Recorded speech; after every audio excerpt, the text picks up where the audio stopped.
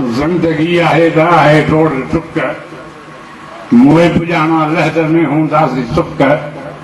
ॾिसमता हिम्मत दामन खे छॾी ॾिसमता अहिड़ी करियूं उस्ताद चुक हिन मजलिस में वेठल अदीबो शाइरो दानिशरो भाइरो ऐं भेनरो जियो शाल जियो सिंध हज़रात इलेक्जेंडर पुष्कर हिकु हंधि चयो आहे त मूंखे दुनिया में हाउ में रखनि त का हूअ मुंहिंजे पोइ जो क़दुरु कंदी पर पोइ बि मां लिखंदो रहां थो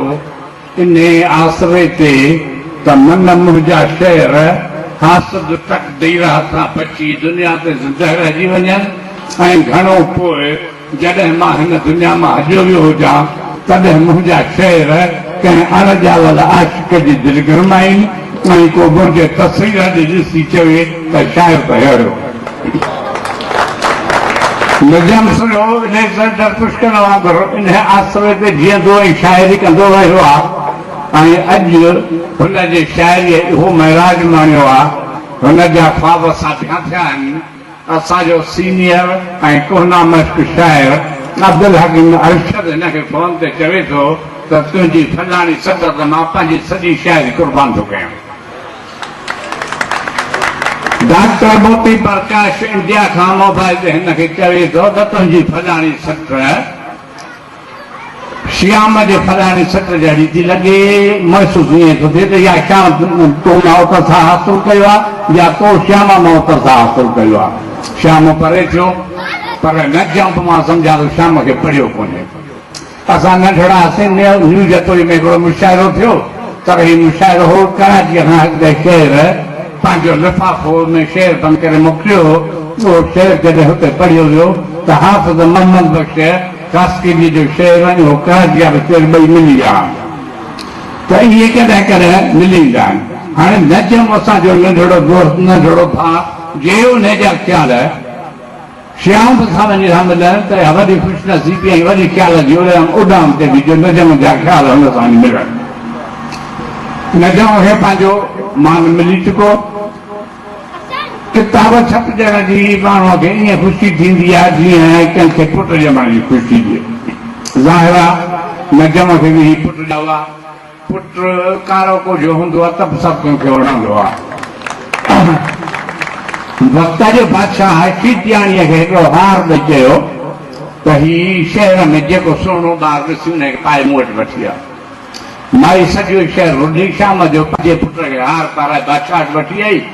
कि बादशाह सलामत मूंखे हिन खां वधीक सुहिणो ॿार नज़र न आहे ईअं हर कंहिंखे पंहिंजो ॿार सुहिणो लॻंदो आहे ईअं किताब हर कंहिंखे शाइरी बि हर कंहिंखे पंहिंजी सुहिणी लॻंदी आहे पर जे वाक़ई बि किताब सुहिणो हुजे जे वाक़ई बि ॿार सुहिणो हुजे त किताब ख़ुशी घणी थींदी इहे नजम खे ईअं सुहिणे किताब सुहिणे ॿार जे वण ते ख़ुशी थी आहे ऐं असां जेके नजम जा ॿाहिरि आहियूं संदसि ख़ुशीअ में शरीक आहियूं अॼु उन छोकिरे जे छटीअ जा ॼण त लाॾा ॻाइण आया आहियूं असां ऐं सॼी महफ़िल पुर रौनक ऐं सभु दोस्त ॾाढा सुठा आहियूं